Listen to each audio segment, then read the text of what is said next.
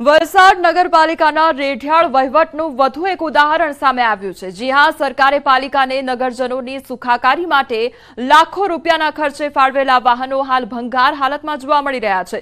આ દ્રશ્યો જોઈને કહી શકાય છે કે પ્રજાના ટેક્સના પૈસાનો વેડફાટ થઈ રહ્યો છે। પાલિકાના ચીફ ઓફિસરની આગેવાનીમાં ખાડે ગયેલા વહીવટને કારણે લોકોમાં રોષ જોવા મળી રહ્યો છે। રાજ્ય સરકારે સૂકો અને લીલો કચરાના અલગ બોક્સ સાથે આપેલા 9 છોટા હાથી, 4 ટેમ્પો અને 4 ट्रेक्टर ट्रेलर और 2 शिवरजेट जेटिंग मशीन बंद हालत में है। तो बीजी तरफ कचरामांथी खातर बनाववा माटेना 2 मशीनों पण बंद हालत में जोवा मळी रह्या छे। 4 जेटली होड़ीओ पण भंगार बनी छे। त्यारे आ अंगे लोकोमां पालिका सामे रोष व्याप्यो छे।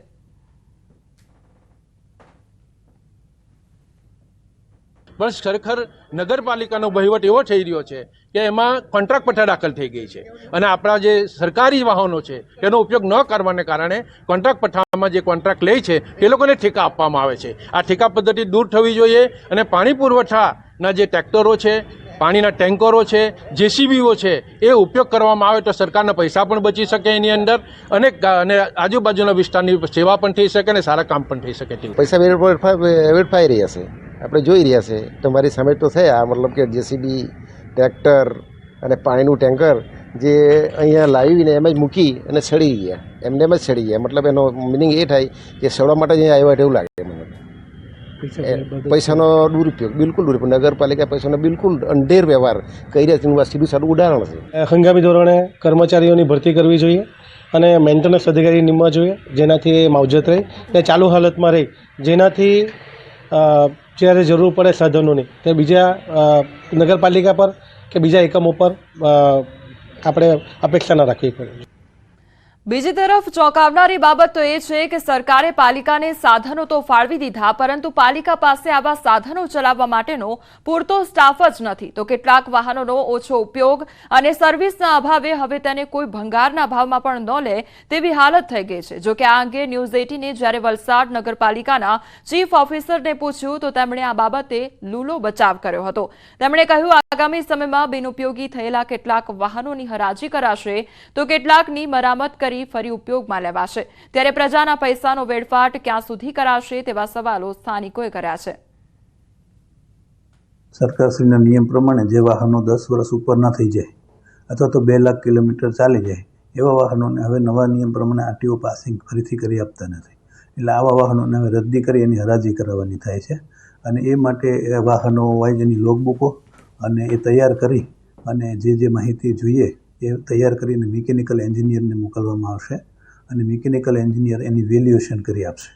આ વેલ્યુએશન થાય ત્યાર પછી જાહેર હરાજી આ વાહનોની કરી અને વાહનોનો નિકાલ કરવામાં આવશે। સમાચારોમાં આગળ વધીએ તે પહેલા રોકાઈશું એક બ્રેક માટે।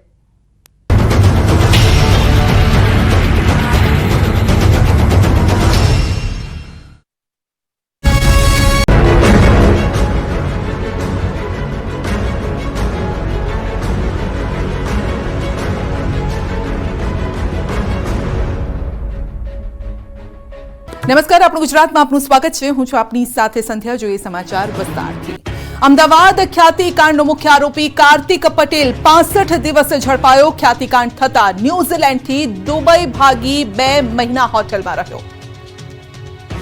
અમદાવાદ ખ્યાતિકાંડમાં છેલ્લા 65 દિવસથી ભાગતો મુખ્ય આરોપી અને હોસ્પિટલનો ડાયરેક્ટર કાર્તિક પટેલની અંતે અમદાવાદ એરપોર્ટ પરથી ક્રાઇમ બ્રાન્ચે ધરપકડ કરી। આ કેસમાં ક્રાઇમ બ્રાન્ચે તબક્કાવાર 8 આરોપીઓને ઝડપી પાડ્યા હતા। આ કેસમાં 9મો આરોપી કાર્તિક પટેલ જ ફરાર હતો, જે એક દેશથી બીજા દેશમાં ભાગતો ફરતો હતો।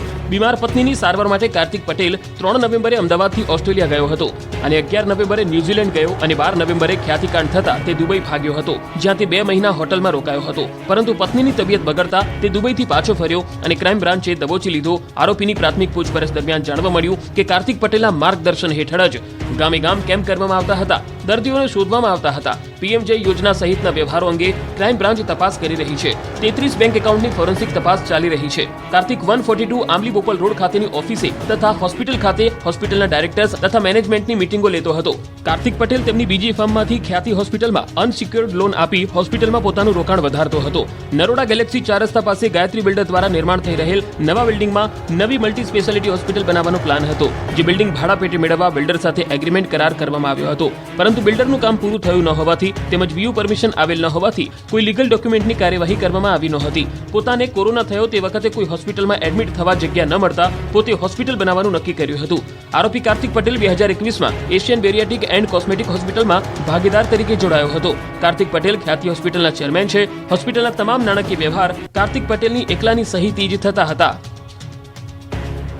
ભાજપ શહેર અને જિલ્લા પ્રમુખોની અંગે મોટા સમાચાર. આગામી સપ્તાહમાં થશે જિલ્લા પ્રમુખો અને મનપા પ્રમુખોની જાહેરાત. 33 જિલ્લા પ્રમુખો અને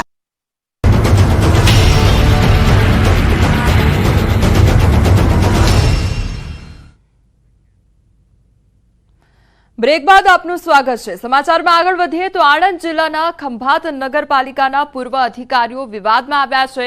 ખંભાત નગરપાલિકાના પૂર્વ એક્ઝિક્યુટિવ ચેરમેન અને ખંભાત નગરપાલિકાના પૂર્વ પ્રમુખ યોગેશ ઉપાધ્યાય પર ગંભીર આક્ષેપ લાગ્યા છે.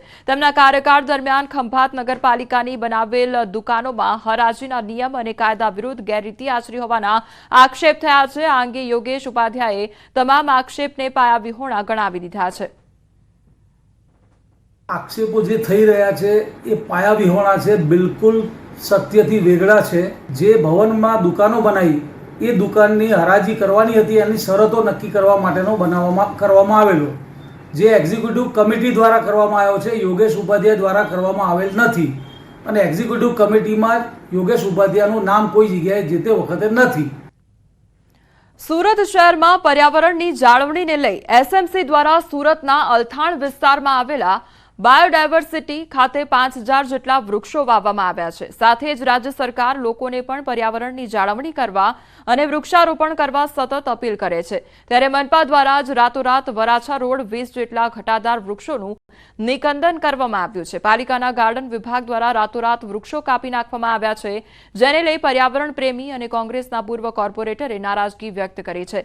સાથે જ પાલિકા કમિશનરને લેખિતમાં ફરિયાદ કરી જવાબદાર અધિકારીઓ સામે તાત્કાલિક કાર્યવાહી કરવા માંગ કરી છે. રાજ્ય સરકાર વૃક્ષોના વાવેતર પાછળ લાખોનો ખર્ચ કરે છે, પરંતુ વૃક્ષ વાવો પર્યાવરણ બચાવોના સૂત્રનો સુરતમાં ફિયાસ્કો જોવા મળ્યો છે.